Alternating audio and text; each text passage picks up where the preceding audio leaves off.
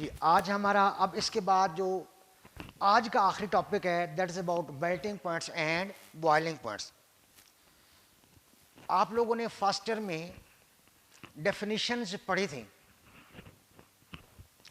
वो डेफिनेशन क्या थी मेल्टिंग पॉइंट की? ये थी कि it is the temperature at which a substance coexist in the form of liquid as well as solid state. यानी एक सब्सटेंस का कुछ हिस्सा सॉलिड होता है और उसी में कुछ लिक्विड भी होता है। उस टेम्परेचर को क्या बोलते हैं? Melting points. इस तरह बॉइलिंग पॉइंट्स क्या था कि it is the temperature at which the vapour pressure of a liquid becomes equal to the atmospheric pressure और any other external pressure and liquid starts to boil. That is named as what? Boiling point. लेकिन अभी हमने यहाँ पर definition की हमें कोई ज़रूरत नहीं है। हमने इसको बताना है कि मेल्टिंग और बॉइलिंग पॉइंट एक बार फिर मैं पीरियड नंबर 3 ये ले रहा हूँ। ये है सोडियम, उसके बाद है मैग्नीशियम, फिर है एल्यूमिनियम, फिर है सिलिकॉन, फिर है फास्फोरस, फिर है सल्फर, फिर है क्लोरीन और फिर है आर्गॉन। 11, 12, 13, 14, 15, 16, 17 और 18। ये वही थर्ड पीरियड है। ये ख्याल रखिएगा, ये सिलिकॉन है, थर्ड पीरियड। अगर हम इसको लें तो ये 1A है, ये 2A ग्रुप है, ये 3A ग्रुप है, ये 4A ग्रुप है, ये 5A है, ये 6A है, ये 7A है और ये 8A। इसको जीरो ग्रुप भी कहते हैं। Zero group elements, helium, neon, argon, krypton, xenon, radon. ये अल्कली मेटल्स, ये अल्कलाइन अर्थ मेटल्स, ये boron family, carbon family, nitrogen family, ये कैल्कोजन्स हैं, ये हैलोजन्स हैं और वो नोबल गैसेज हैं। तो ज़ीरो ग्रुप भी बोलते हैं और इसको नोबल गैसेज भी बोलते हैं। ये मिडल तक, ये तकरीबन सोडियम से लेकर सिलिकॉन तक, सोडियम से लेकर सिलिकॉन तक इनका मेल्टिंग पॉइंट भी बढ़ता है और इनका बॉइलिंग पॉइंट भी बढ़ता है। तो अगर मैं ये लिख दूं कि melting points as well as boiling points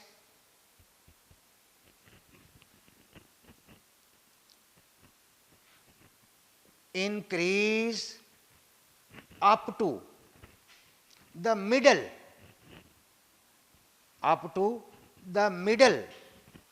of third period, up to the middle of third period, while onward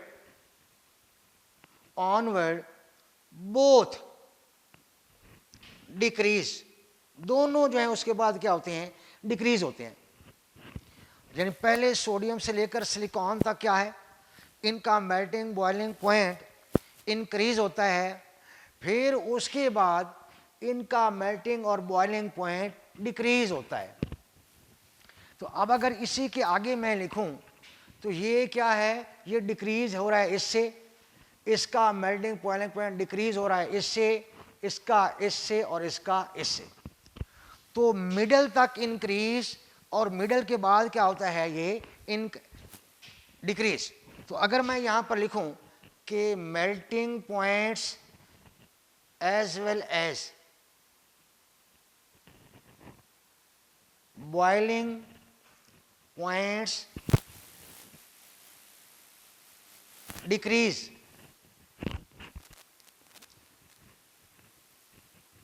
from silicon, from phosphorus to argon, phosphorus से ऑर्गन ये क्या होते हैं कि ये डिक्रीज होता है और उससे पहले क्या है ये इंक्रीज होता है। अब ये मेल्टिंग और बॉइलिंग पॉइंट का जो बेसिक आइडिया है, यानी ये किस चीज़ पे डिपेंड करता है, तो मेल्टिंग और बॉइलिंग पॉइंट जो हैं बाइंडिंग फोर्स पे, बाइंडिंग एनर्जी पे। तो क्या मैं लिख दूं कि melting point and boiling point are based on binding energies,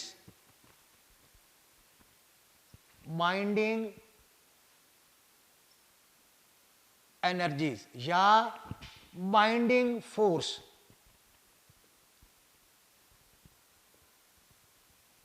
binding force कैसे?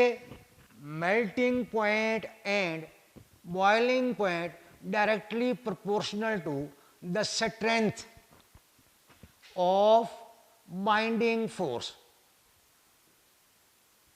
Binding force